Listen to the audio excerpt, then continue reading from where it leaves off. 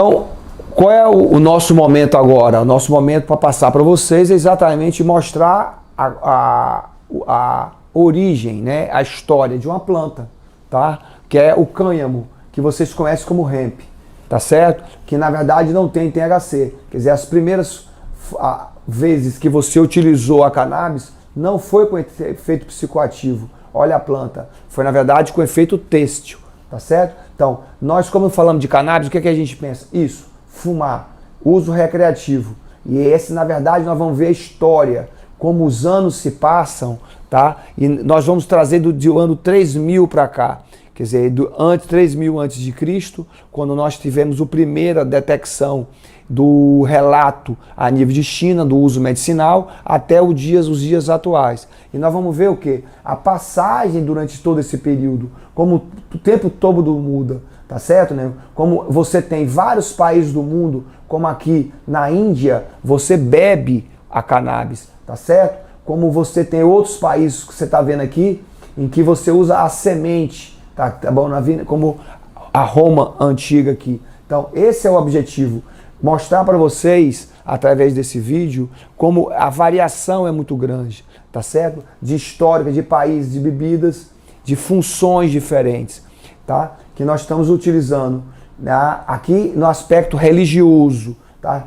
Pela igreja muçulmana, pela igreja católica. E veja como ele já foi aqui fumado, que já é em haxixe. Quando você fuma, a primeira vez que foi fumado ele, você foi no Marrocos, e aí o nome é haxixe. E aí nós já estamos em 1492. E 1492 é interessante para nós que moramos no Brasil, porque é quando ela é trazida pelo Brasil, tá? Quando o Cristóvão Colombo traz ela para a América, tá certo? É quando ela traz para a América que você tem isso. Já aqui uma história interessante, por exemplo, de Napoleão Bonaparte. Que Napoleão Bonaparte, o que aconteceu? Ele, numa das guerras dele, ele perdeu, por quê? Porque, na verdade, os guerrilheiros deles, os guerreiros deles fumavam o cannabis. E ele, então, proibiu o uso do cannabis por causa exatamente dessa derrota flagrante que ele teve na guerra. Isso é interessante, historicamente, a gente lembrar disso. Quer dizer, como tem. Quer dizer, você veja aqui, ó, como você teve a bebida, tá? Como você podia beber, tá? Como foi transformado em chá, como foi transformado em bebida a cannabis. Veja como você tem a indica, mas na verdade a indica, todas elas têm do gênero sativa, e depois as famílias é que mudam. Aí você tem o ruteralis, você tem a indica, a sativa, tá certo? Você vê aqui as festas que você utilizava tanto álcool, quer dizer, veja que o álcool é até hoje mantido, não é uma droga ilícita, enquanto o cannabis, em boa ainda, apesar da liberação na maior parte dos países do mundo, você ainda encontra países que tornam o uso da cannabis como uma coisa ilegal, tá certo? E aí nós vamos vendo, rodando o mundo inteiro e vendo exatamente os anos se passando, e você vendo exatamente o que acontece com o uso da cannabis. Aqui você já vai começar a entrar em 1900, que é exatamente como um ponto importante na história da cannabis. Por quê? Porque nesse período, na época de 1800 e 1900, é que começam o preconceito, quer dizer, começam a se ver ações indevidas, quer dizer, funções inadequadas da cannabis, dizendo que ela causava alucinação, que ela causava mal, e aí você começa os preconceitos, tá certo, né? Quer dizer, você vê aqui uma pessoa fumando, como haxixe, tá? Aqui é uma imagem de uma pessoa fumando, tá? E existe uma forte ligação, um preconceito da nível do americano, da Norte América, do país dos Estados Unidos, que você olha, porque existe uma relação muito grande entre o uso da maconha, da marihuana, como eles chamam recreacional, com os mexicanos, com os imigrantes. Então, a questão de ser imigrante, ser negro e o uso do cannabis está interligado nesse período. Então, em 1900 até 1928, vocês estão vendo aqui, existe exatamente o quê? Esse link. Então, é como se fosse negro, pobre, imigrante, mexicano, ele é fumador de maconha. Portanto, ela é uma coisa que faz mal. E aí vocês têm as leis, tá, que vão proibir o uso da cannabis. Esse homem, Henry, que foi um político importante, ele, na verdade, ele é um dos marcantes. A época dele é marcante. É ele que torna o uso a nível do governo americano, tá, como proibido. É ele que bate exatamente em cima do uso da cannabis. E veja que foi em 1928. Olha como o preconceito existe. Quer dizer, como se o uso da marihuana fizesse mulher fazer sexo com negros, com outras pessoas, como imigrantes, tá certo? Quer dizer, essa ligação da música satânica como o jazz e a dança de swing, quer dizer, exatamente ele linkando coisas que absolutamente nada a ver. Que nós estamos falando de uma folha, de uma planta, de uma droga, ok? E não de um preconceito racial, que é o que acontece aqui, que é um preconceito do tudo. E aí você vai ver exatamente que existem o quê? Colocações de taxas, utilizações de regras, tá? Para proibir o uso ou dificultar o uso da cannabis, tá certo? Você vai ter essa dificuldade. Esse aqui é o primeiro homem, William Woodward. Ele é o primeiro médico, tá? Durante esse período, 1947, é o primeiro médico a citar que não detectou efeitos maléficos no uso da cannabis. É óbvio que o médico sozinho, nesse período, e nada aconteceu. Nada mudou, tudo continuou como antes, tá certo? Esse foi o primeiro a ser preso pelo uso da cannabis, tá certo? Você tem o primeiro a ser uso da cannabis, foi essa pessoa. Esse é outro político que, na verdade, ele é contra, completamente contra, ele impede a utilização. E aí vocês veem exatamente as ações contra, dificultando o último, politicamente, tá certo? As ações proibindo o uso da cannabis, quer dizer, levando até a ONU, tá certo? As Nações Unidas, atitudes que fossem feitas para a proibição do uso da maconha, dizendo inclusive que a marihuana ela fazia muito mais mal, tá certo? Do que a cocaína, do que a heroína, tá certo? Do que o ópio. Interessante que quando é que começa a mudar um pouco isso? Na década de 60.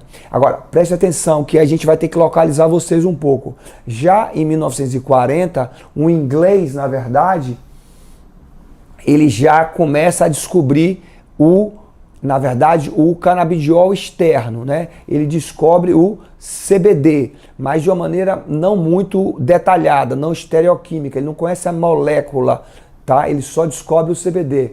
Em 1940. Em 1943, um americano melhora um pouco a molécula, ele destrincha um pouco o que é o cannabis, tá certo? Mas só realmente com a estereoquímica, em 1963, pelo israelense Dr. Rafael Mechoulam, é que você tem um estudo detalhado, e aí as coisas começam a mudar. Então, apesar da história ainda ser contra, quer dizer, a política ser contra o uso, aqui você já vê o quê? A época 70, né? Que é a época dos hippies, que eles tentam a reforma. Mas em 63, começamos quimicamente, cientificamente, a ter a produção, através de Israel, do quê? Da descoberta realmente da cannabis externa, em 1963, do CBD, e logo após ele descobre o THC. Porque na verdade o CBD e o THC são molecularmente semelhantes. Ele tem a molécula igual, ele tem uma composição molecular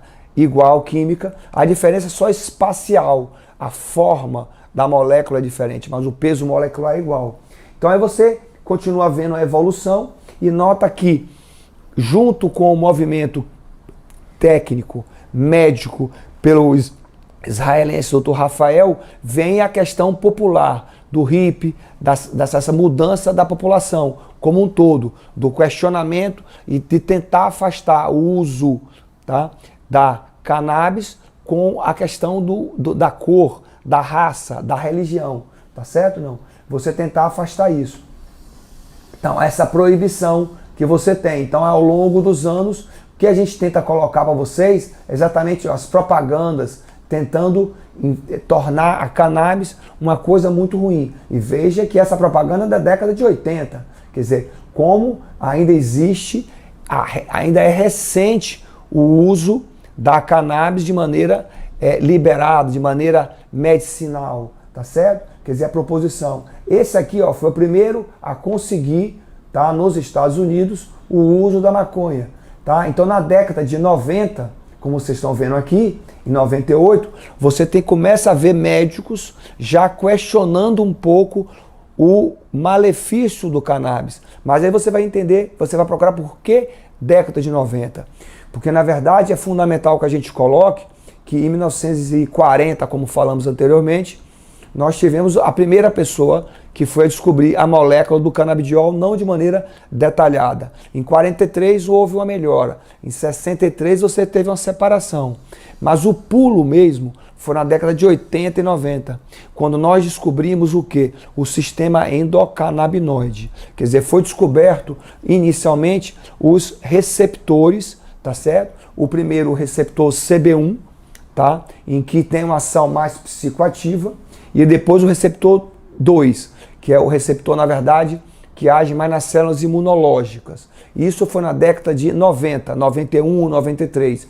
E um pouco antes disso, nós descobrimos os endocannabinoides. O que é isso? Na verdade, que nós produzimos o 2-AG, que é a aracnoide, e, na verdade, a anadamida. Então, quando nós descobrimos a anadamida e o 2-AG, e descobrimos os receptores, ficou claro que não é possível que a gente tivesse tantos receptores no corpo, tá certo? Para o uso de algo externo. Então, o que nos sugeria o quê? Que, na verdade, nós produzíamos algo semelhante àquilo que a gente consumia de fora, aquela planta que vinha de fora. Então, os endocannabinoides, nós produzimos eles. E eles, na verdade, os endocannabinoides, se você for ver a nível de molécula, endocannabinoides, quer dizer, o endocannabinoide é aquilo que você produz, ok? Ele não tem nada a ver com a química, com a molécula química que você utiliza de fora para dentro. Mas a nível de receptor, a nível de ação molecular, a nível de estímulo,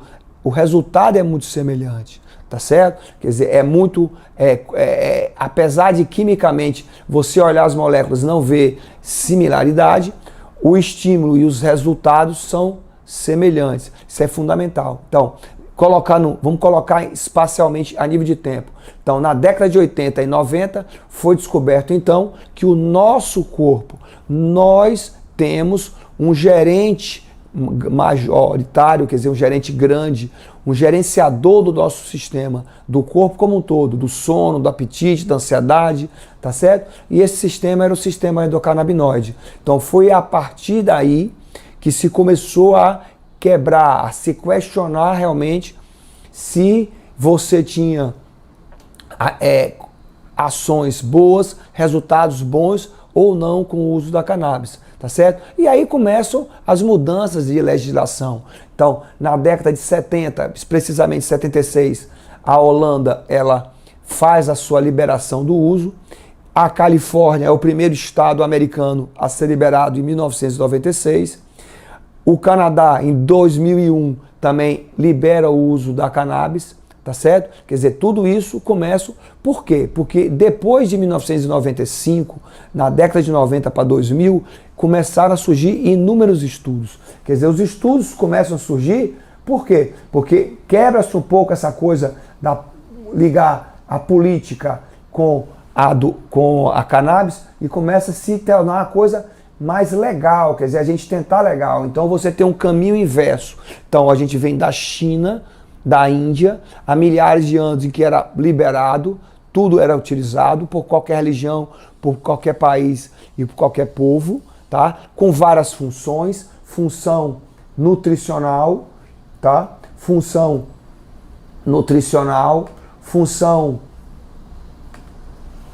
medicinal, função recreativa, que vocês utilizavam, religiosos. Você evoluiu, então, para um período em que em 1700, 1800, em que se utilizava já a nível de primeiro-ministro da Inglaterra como para TPM, quer dizer, você tinha já uma socialização grande e pessoas de uma, como dizer para vocês, a nível social, numa posição social diferente, apesar de não ter descrito que foi a rainha, mas todos sabem que foi a rainha que utilizou em 1880.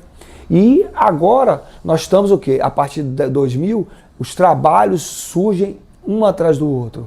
E é importante que a gente tenha em mente o quê? Para a gente concluir que, na verdade, a história já mostrou, quer dizer, que mesmo lá atrás, há 3.000 anos atrás, você já usava com várias funções. Epilepsia, queimadura, dor, para crianças, para acalmar ansiedade. Então, e hoje, nós nada mais, nada menos, o que estou dizendo na prática é exatamente isso, que o endocannabinoide, o sistema endocannabinoide, ele é muito amplo, tá certo? Você vai usar a cannabis de uma maneira bastante variada. Então, nas próximas aulas, nos próximos contatos que nós vamos ter, nós vamos falar da farmacologia, da farmacodinâmica, e mais interessante é quando falamos da utilidade clínica, e que você vai ver que você usa na neurologia, seja no Parkinson para espasticidade, porque ele relaxa a musculatura, porque ele age a nível de receptores, não só o CB1 e CB2, ele age também outros receptores. Você usa na epilepsia, convulsão, que é muito conhecido, porque na verdade a gente tem que ter em mente que essa liberação, tá, veio muito por causa da epilepsia, pelo grito popular, porque as mães de filhos epilépticos que foram para a rua atrás de tentar liberar o uso do cannabis, tá certo? Do canabidiol. Você pode usar na doença cardiovascular, você vai usar no câncer, porque ele melhora o apetite, melhora a dor, melhora a ansiedade. Então, você vai ver aos poucos o que o passado, o que a história já nos mostrou. Então, o que é importante que a gente conclua? Que hoje nós vamos mostrar cientificamente, vamos aos poucos estudar a nível dos artigos, dos trabalhos, o que a história toda já nos mostrou há milhares de anos, que a cannabis apenas é uma planta, que pode sim ter efeito psicoativo, como pode não ter efeito psicoativo, mas você pode utilizar ela de forma saudável, de forma medicinal e com resultados sensacionais. Muito bons.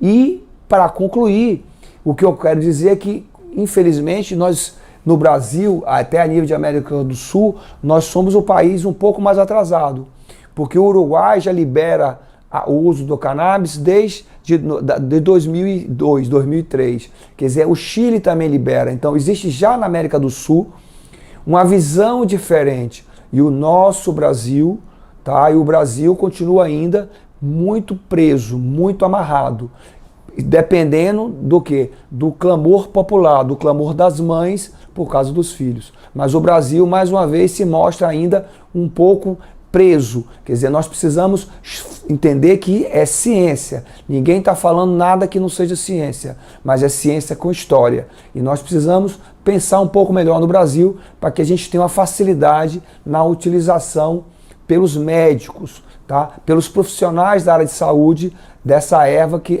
vai ser tão importante no nosso dia a dia, na nossa prática diária da medicina.